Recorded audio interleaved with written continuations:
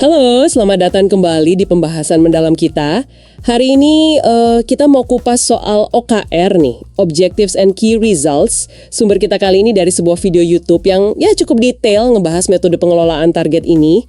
Anda mungkin sering dengar OKR itu identik sama Google ya, tapi ternyata akarnya itu dari Intel tahun 70-an oleh Andy Grove. Nah, tujuan kita sekarang mau gali nih, apa sih inti OKR ini dan manfaat apa yang bisa Anda ambil?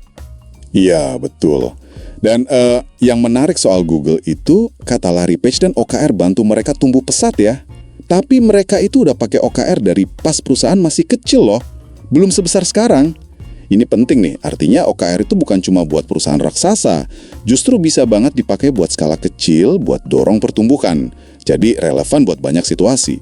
Oke, menarik. Mari kita bedah kalau gitu ya. Jadi inti OKR kan ada di singkatannya itu, O dan KR. O itu objektif, tujuan, KR itu key results, hasil kunci. Nah, objektif ini kalau dari sumbernya itu soal arah. Dia kualitatif, harus inspiratif, spesifik.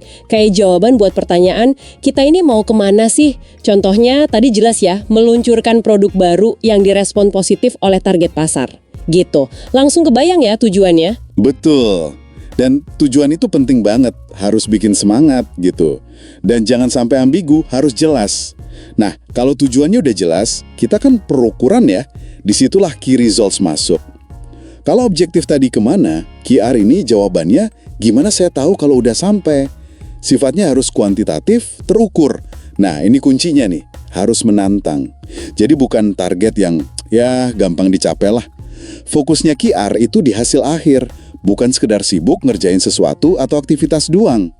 Kayak contoh produk baru tadi, QR-nya bisa spesifik banget.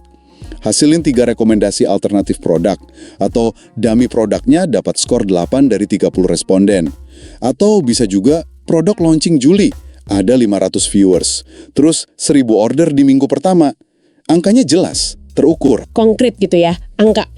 Terus ada lagi nih yang ketiga, sering disebut juga inisiatif ya. Oh, iya. Kalau objektif tadi tujuan, KRs itu ukurannya. Nah, inisiatif ini apa nih? Ini kayaknya daftar kerjaan spesifiknya ya buat mencapai KR itu. Jawabannya untuk oke, terus saya mesti ngapain nih? Fokusnya lebih ke aktivitas. Dan ini yang bisa kita kontrol langsung. Misalnya ya, bentuk tim riset, cari vendor produksi, rekrut influencer, analogi pendaki gunung di sumber itu kayaknya ngebantu banget ya buat bayangin ini. Objektif itu puncaknya, KRs itu kayak pos-pos penting di jalur pendakian. Nah, inisiatif itu langkah kita jalan dari satu pos ke pos berikutnya, gitu kan ya? Persis, itu kerangkanya. Nah, yang menarik sekarang, gimana ini diterapin dalam praktek sehari-hari? Umumnya sih, periode OKR itu per 3 bulan, kuartalan. Tapi ya durasinya bisa fleksibel juga sih, tergantung kebutuhan. Kuncinya itu fokus. Idealnya cukup 3-5 objektif aja per periode. Terus masing-masing objektif itu punya 3-5 key results. Biar nggak kebanyakan, nggak buyar fokusnya. Oke, biar nggak terlalu banyak yang dikejar ya. Betul. Terus yang nggak kalah penting itu review rutin. Bisa mingguan, bisa bulanan. Buat apa? Ya buat ngecek progres KR-nya gimana, inisiatifnya jalan nggak, ada hambatan apa, jadi bisa cepat diatasi. Aspek transparansi juga biasanya ditekankan. OKR itu seringnya dibuka, biar semua level di organisasi tahu, bisa selaras, bisa kolaborasi. Ada fakta menarik nih, seringkali pencapaian 70% KR di akhir periode itu dianggap udah bagus, udah sukses.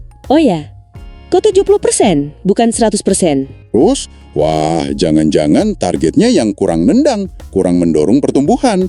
Gitu logikanya. Wah, menarik juga ya cara pandangnya. Jadi gagal capai 100% malah bisa jadi sinyal positif kalau targetnya memang stretch. Terus kalau misalnya sebuah organisasi mau mulai nih, mau menerapkan OKR, gimana langkah praktisnya? Biar nggak cuma teori aja. Biasanya, mulainya dari atas dulu. Pertama, ya pastikan strategi atau tujuan besar organisasinya jelas. Lalu, dari strategi itu, dirancang OKR tingkat organisasi. Bisa tahunan, bisa kuartalan. Nah, dari OKR organisasi ini, baru diturunkan lagi. Tiap departemen atau tim bikin OKR mereka sendiri, tapi harus ngacu ke OKR utama tadi. Ini penting buat penyelarasan. Oke, jadi nyambung ya dari atas ke bawah? Iya, harus nyambung. Setelah OKR-nya jadi, proses check-in rutin tadi itu wajib jalan, buat mantau, buat adaptasi kalau perlu. Terakhir di akhir siklus, ya dievaluasi pencapaiannya. Tapi yang lebih penting lagi, ambil pembelajarannya buat siklus berikutnya. Jadi ini proses muter terus. Sip. Jadi ada siklusnya ya, dari strategi besar turun ke tim, terus ada review dan belajar terus-menerus. Kalau gitu apa dong dampak nyatanya buat Anda atau organisasi Anda kalau menerapkan OKR ini? Manfaat utamanya apa? Manfaat utamanya, seperti yang ditekankan di sumber kita tadi ya, yang paling kerasa itu kejelasan fokus dan arah. Di semua level. Jadi semua orang, dari atas sampai bawah, tahu kontribusi mereka ke tujuan besar itu apa. Ini biasanya ningkatin semangat kerja, komitmen juga. OKR juga bikin organisasi lebih lincah, lebih adaptif. Kenapa? Karena siklusnya pendek. Ada review rutin, jadi kalau ada perubahan bisa cepat responnya.